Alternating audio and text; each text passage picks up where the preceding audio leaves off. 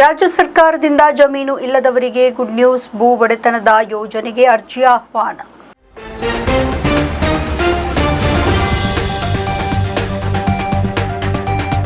ಭೂ ಒಡೆತನದ ಯೋಜನೆ ಅಡಿಯಲ್ಲಿ ಪರಿಶಿಷ್ಟ ಜಾತಿ ಮತ್ತು ಪರಿಶಿಷ್ಟ ಪಂಗಡದ ಭೂರಹಿತ ಕೃಷಿ ಕಾರ್ಮಿಕರಿಗೆ ಭೂ ಖರೀದಿಸಿ ಕೃಷಿ ಜಮೀನನ್ನ ಒದಗಿಸುವ ಬಗ್ಗೆ ರಾಜ್ಯ ಸರ್ಕಾರ ಮಹತ್ವದ ಆದೇಶವನ್ನು ಹೊರಡಿಸಿದೆ.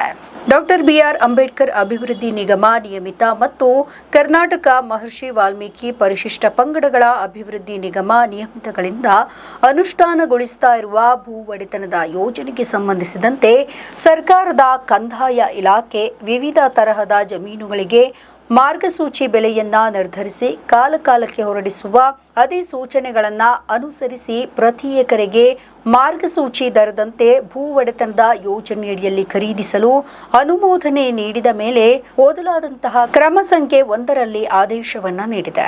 ಡಾಕ್ಟರ್ ಬಿಆರ್ ಅಂಬೇಡ್ಕರ್ ಅಭಿವೃದ್ಧಿ ನಿಗಮ ನಿಯಮಿತ ಮತ್ತು ಕರ್ನಾಟಕ ಮಹರ್ಷಿ ವಾಲ್ಮೀಕಿ ಪರಿಶಿಷ್ಟ ಪಂಗಡಗಳ ಅಭಿವೃದ್ಧಿ ನಿಯಮ ನಿಗಮಿತದಿಂದ ಅನುಷ್ಠಾನಗೊಳಿಸಿದಂತಹ ಭೂ ಒಡೆತನ ಯೋಜನೆಯ ಅಡಿಯಲ್ಲಿ ಪರಿಶಿಷ್ಟ ಜಾತಿ ಪರಿಶಿಷ್ಟ ಪಂಗಡಗಳ ಭೂರಹಿತ ಕೃಷಿ ಕಾರ್ಮಿಕರಿಗೆ ಜಮೀನು ಖರೀದಿ ವಿತರಿಸಲು ಜಾರಿಗೆಯಲ್ಲಿರುವಂತಹ ಘಟಕದ ವೆಚ್ಚ ಸುಮಾರು 10 ಲಕ್ಷದಿಂದ 15 ಲಕ್ಷದವರೆಗೆ ಹೆಚ್ಚಿಸಿದ ಕ್ರಮ ಸಂಖ್ಯೆ 2ರಲ್ಲಿ ಆದೇಶವನ್ನ ನೀಡಲಾಗಿದೆ. ನಮ್ಮ ಈ ವಿಡಿಯೋ ನಿಮಗೆ ಇಷ್ಟ ಆದಲ್ಲಿ ಲೈಕ್ ಮಾಡಿ, ಶೇರ್ ಮಾಡಿ, ಕಮೆಂಟ್ ಮಾಡಿ ಮತ್ತೆ ಸಬ್ಸ್ಕ್ರೈಬ್ ಮಾಡಿ.